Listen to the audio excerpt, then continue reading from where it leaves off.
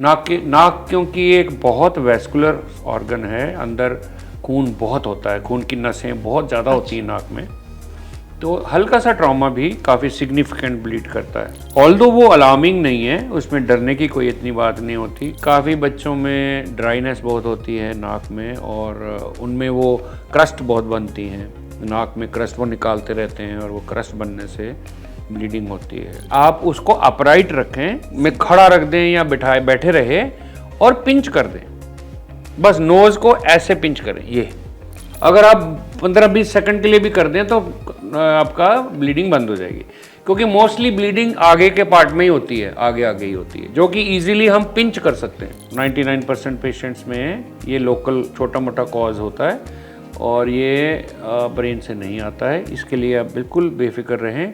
सेहतनामा में आज बात कई बार प्रॉब्लम हो जाती है, नाक से खून बहने लगता है, तो नाक से ब्लड क्यों आता है।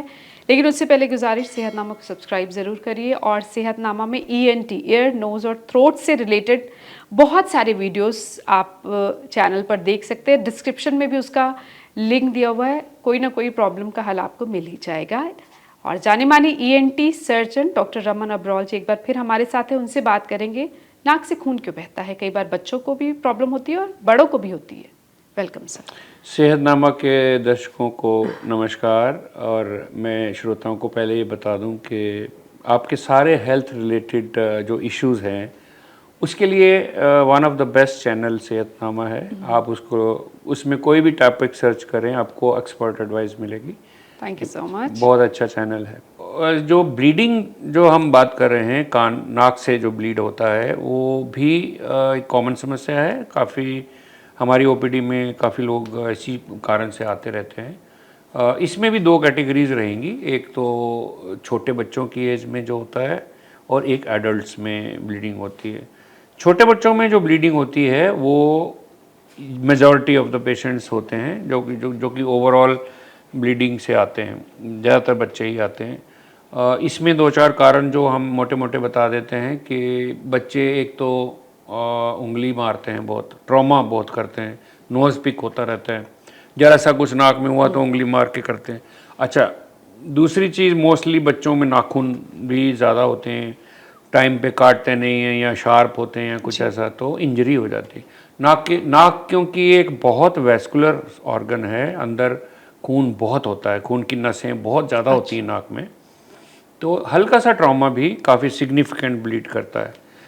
ऑल्दो वो अलार्मिंग नहीं है, उसमें डरने की कोई इतनी बात नहीं होती कि जानलेवा भी नहीं होता है, लेकिन डरा देता है, पेरेंट्स को डरा देता है, क्योंकि ज़रा सा भी जो ब्लीड यहाँ पर आ जाए तो डर लगता है, क्योंकि नोज़ बहुत वैस्कुलर ऑर्गन है। तो ऐसे बच्चों को, ऐसे पेरेंट्स को हम बताएंगे कि आप बच्चों को नोज़ पिकिंग के लिए मना करें, नाखून काट के रखें और उनको एज ए ट्रेनिंग उनको ये बता दें कि नाक में उंगली मारना ठीक नहीं है। दूसरे कॉज जो बच्चों में है वो है ड्राइनेस। काफ़ी बच्चों में ड्राइनेस बहुत होती है नाक में और उनमें वो क्रस्ट बहुत बनती हैं, नाक में क्रस्ट वो निकालते रहते हैं और वो क्रस्ट बनने से ब्लीडिंग होती है। तीसरी चीज़ ये होती है कि काफ़ी बच्चों को एलर्जीज़ भी होती हैं। बच्चों में आजकल एलर्जीज़ बहुत हो गई हैं पास्ट 20-30 ईयर से, अर्बनाइजेशन से काफ़ी एलर्जीज़ रहती। उन पेशेंट्स में भी लोकल रिएक्शन या इरिटेशन से ब्लीडिंग होती है।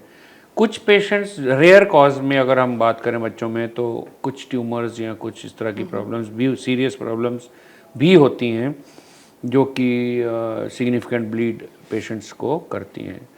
बट 99% पेशेंट्स में ये माइनर प्रॉब्लम्स हैं। एक बहुत बड़ा मिथ है जो कि हमें सारे पेशेंट्स भी पूछते हैं, पेरेंट्स पूछते हैं कि ये क्या ब्रेन से आ रहा है। तो ये मैं बता दूं कि 99% पेशेंट्स में ये लोकल छोटा मोटा कॉज होता है और ये ब्रेन से नहीं आता है, इसके लिए आप बिल्कुल बेफिक्र रहें। इसको ट्रीट भी बड़ा इजीली किया जाता है। फर्स्ट एड में अगर हम कहें कि घर में ही क्या कर सकते हैं, तो सबसे पहले आप, जैसे जो ओल्ड मेथड हैं जो घर में लोग करते हैं, बच्चे को लिटा दिया और बस लिटा के रखना है, थोड़ी देर वेट करना है। अब बेसिकली आप क्या कर रहे हैं, लिटा के क्या कर रहे हैं, आप लिटा के जो कंजेशन बढ़ेगी, लिटा के वही खून जो गले में जाने लगेगा, और वो जो अपना जो उसका क्लॉटिंग टाइम है ब्लड का, उसके हिसाब से वो बंद होगा। दैट मीन्स आपने एक्टिवली कुछ नहीं किया, आपने ब्लड को अपने आप क्लॉट होने दिया और बंद हुआ। सही है, ये गलत है। अच्छा, बच्चे को अगर नाक से ब्लड आए खून तो बह रहा उसको है, बस कुछ ना करें और लिटा लिटाना दें, ये नहीं, गलत है। लिटाना नहीं, नहीं लिटाना है, आप उसको अपराइट रखें, में सीधा। खड़ा रख दें या बिठाए बैठे रहे और पिंच कर दें, बस नोज को ऐसे पिंच करें, ये बंद कर दें। तो आपने ब्लीडर को प्रेस कर दिया तो कितने सेकंड्स के इमीडिएटली, लिए? अगर आप 15-20 सेकंड के लिए भी कर दें तो आपका ब्लीडिंग बंद हो जाएगी, क्योंकि मोस्टली ब्लीडिंग आगे के पार्ट में ही होती है, आगे आगे ही होती है, जो कि इजीली हम पिंच कर सकते हैं। तो इंस्टेड ऑफ लिटाना या सिर पे पानी डालना, ये जो नॉर्मली लोग करते हैं, उससे ब्लीडिंग इतनी जल्दी बंद नहीं होती है, वो फिर अपने क्लॉटिंग टाइम करके फिर बंद होती है। लेकिन जो हम बता रहे हैं, जैसे कि पेशेंट को, बच्चे को जैसे ब्लड आया, उसको लिटाएं ना, बिठाए रखें या खड़ा कर दें, उससे क्या होगा कि ब्लड जो ज़्यादा नाक में वो थोड़ा सा कम हो जाएगा, जो ब्लड सर्कुलेशन है वो थोड़ी सी कम हो जाएगी। लेटेंगे तो ब्लड सर्कुलेशन बढ़ जाती है। अच्छा, हाँ जी, तो ब्लड ज़्यादा आएगा। हालांकि लोगों को लग रहा होता है कि लिटाने से पीछे जी, रुक जाए, तो वो गले में चला जाता है फिर। तो आप उसको खड़ा रखें, बिठा दें और पिंच कर दें, बच्चे को ही ट्रेन कर दें। जैसे हमारे पास जब बच्चे आते हैं, हम बच्चों को ही ट्रेन कर देते हैं कि बेटा आपने ऐसे पकड़ लेना है, स्कूल में आ जाए, क्लास में आ जाए, ऐसे पकड़ लीजिए, पूरे का पूरा उंगली पूरी ऐसे, और उसे वो प्रेशर से ही ब्लीडिंग बंद हो जाएगा। और थोड़ी देर बाद आप जब 20 सेकंड, 30 सेकंड, 40 सेकंड के बाद आप उंगली, आप नाक खोलेंगे तो आपका नाक बंद है, उसके बाद आप वॉश कर लें। ये हो गया इमीडिएट फर्स्ट एड। सपोज उससे भी नहीं बंद होता है, फिर क्या करना है, फिर आपने करना है कि पेशेंट को हम कहते हैं आइस को सक करो, आइस लगाओ इधर और या सक करो अलॉन्ग विद दी पिंचिंग। तो इससे क्या होगा, इससे ब्लड वेसल्स श्रिंक करती हैं, कोल्ड टेम्परेचर से ब्लड वेसल श्रिंक करती हैं। आइस को चूसना है, आइस या चूसनी है या चीक्स पे लगानी है, यहाँ लगानी है, हाँ, और नाक भी बंद पकड़े, करना है। हाँ। तो ये एक दूसरा होम रेमेडी हो गया, होम मेथड, तो इसको रोकने के लिए।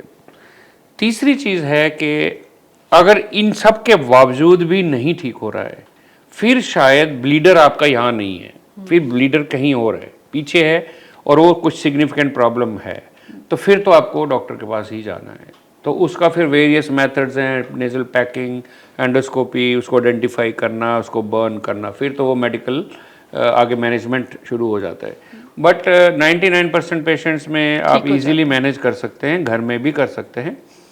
लेकिन जब एक बार ब्लीडिंग आपको आ जाए और बंद भी हो जाए, तो उसके बाद आपको ये इंश्योर करना है कि नाक को फिर ट्रॉमेटाइज ना करें, नोज पिकिंग ना करें, उसको जोर जोर से कुछ ऐसा ना करें कि वो फिर खुल जाए ब्लीडर।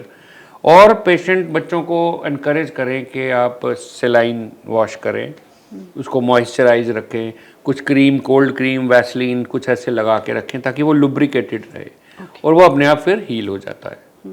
तो ये सारी मेथड आप अगर बच्चों को ट्रेन ही कर दें तो बहुत अच्छा रहेगा, क्योंकि जो फ्रीक्वेंट ब्लीडर्स होते हैं ना, उनको होता ही रहता है ये, तो आप ट्रेन ही कर दें तो ठीक है। और बड़ों को अगर आता है, अच्छा, अब हम कैटेगरी जो बड़ों की आती है, बड़ों में फिर अब हम 2-3 पार्ट्स में डिस्क्राइब करेंगे कि माइनर ब्लीडिंग। बड़ों में माइनर ब्लीडिंग होती है ड्राई वेदर में, जैसे आपका बहुत गर्मी का मौसम है, जैसे ये अप्रैल मई में आप देखें, आप में बिल्कुल हॉट एंड ड्राई वेदर होता है, उसमें आपका ड्राइनेस के कारण काफ़ी क्रस्टिंग होती है। आपने भी देखा होगा, सारे श्रोताओं को एक्सपीरियंस होता है, ड्राई वेदर में नाक में क्रस्टिंग बहुत बनती है, आपका बंद होता है, आप उसको ब्लो करते हैं, हल्का हल्का ब्लड आता है, तो ये बेसिकली ड्राइनेस से होता है।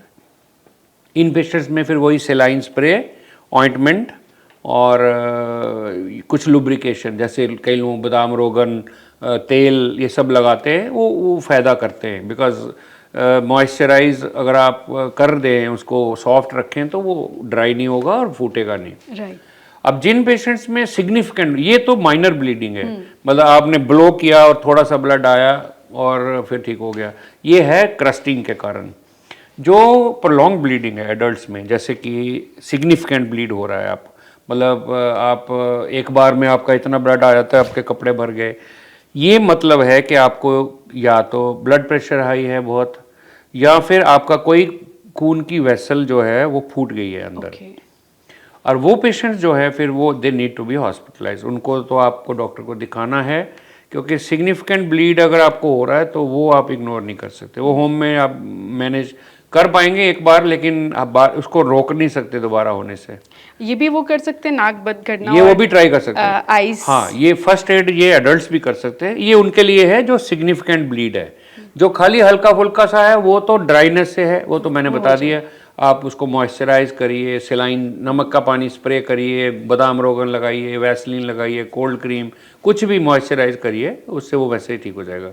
लेकिन जो थोड़ा सिग्निफिकेंट है, फ्लो के साथ ब्लड आ रहा है, जैसे अब बह रहा है ऐसे, दैट मीन्स कि आपके कोई खून की नस है, जो खून की नस एबनॉर्मल हो गई है और वो फूट गई है। तो फूटने का कारण एक ब्लड प्रेशर होता है, दूसरा जनरल एज के साथ थोड़ा ब्रिटल, डायबिटिक पेशेंट्स या हाइपरटेंसिव पेशेंट, उनमें वेसल्स थोड़ी ब्रिटल हो जाती है, तो वो वैसे ही फूट जाती है। तो लेकिन वो पेशेंट्स जो हैं वो मेडिकली मैनेज होने चाहिए, डॉक्टर को देखना चाहिए। डॉक्टर को देख के आइडेंटिफाई करें ब्लीडर कहाँ से फूट रहा है बार बार, और उसको आप आराम से मैनेज कर सकते हैं, जला सकते हैं, पैक कर सकते हैं, ट्रीट कर सकते हैं, तो वो भी मैनेजेबल है। राइट। और क्या ये सच है कि आम खाने से नाक से खून आता है? गर्मी करता है आम? देखिए, ये मिथ्स हैं, लेकिन मे भी कुछ ना कुछ इसमें लॉजिक होगा, बट आई वुड से कि कुछ चीज़ें खाने पीने से ड्राइनेस शायद होती होगी, या कुछ केमिकल रिएक्शन होता होगा जिससे कि ये यहाँ पर कंजेशन बढ़ जाती नाक में। प्रूवन नहीं है। प्रूवन नहीं है, तो ये अभी मैं तो इसको मिथ ही बोलूँगा, बिकॉज मेरे पास कोई साइंटिफिक एविडेंस नहीं है कि एपिस्टेक्सिस का या नोज ब्लीड का रीज़न कोई खाने की चीज़ है। कई बार बच्चे खेल रहे हैं या कोई चोट, या बड़े भी गिर गए, चोट लगी और नाक से खून बह रहा है, तो आपको वही करना है, पिंच करके आइस। जी, तब क्या किया जा सकता है? उसमें भी वही करना है, Okay. पिंच और आइस करना है, क्योंकि मोस्ट लाइकली चोट से शायद आपकी हड्डी टूटी हुई होगी। हाँ, नाक की हड्डी टूटती है, या कई बार नाक की हड्डी ना भी टूटे तो अंदर के सॉफ्ट बोन कोई थोड़ी इंजरी या सॉफ्ट टिश्यू इंजरी हो सकती है। वो बेसिकली वही पिंच वगैरह से सेटल हो जाएगा, वो तो अपने क्लॉटिंग टाइम में बंद ही हो जाता और है। नाक से खून बहने कोई नक्सीर फूटना कहते हैं? नक्सीर फूटना बोलते हैं, लेकिन जहाँ तक मेरी नॉलेज है, लोकल लैंग्वेज की नॉलेज, नक्सीर एक वर्ड ऐसा यूज हुआ है जो कि कहता है कि नक्सीर मीन्स ब्रेन से ब्लड आना। अच्छा। ठीक है, तो मेरे को लगता है कि ये थोड़ा मिसनोमर भी हो सकता है। ब्रेन से ब्लड आना या ब्रेन की वेसल से खून आना, ये तो हम नॉर्मली प्रैक्टिस में देखते नहीं हैं। तो या फिर नक्सीर शायद उसको भी बोल सकते हैं जिनमें ज़्यादा ब्लड होता है, ज़्यादा फ्लो वाला ब्लड है, तो शायद उसको नक्सीर कई बार बोलते हैं। गर्मियों में वही आम खा लिए, और कई बार कहा करते थे कहा करते हैं। अब पता नहीं इसका बेसिक क्या है। अच्छा, मैं एज कोई ए scientifically ये proven नहीं है। नहीं, ऐसा कुछ नहीं है।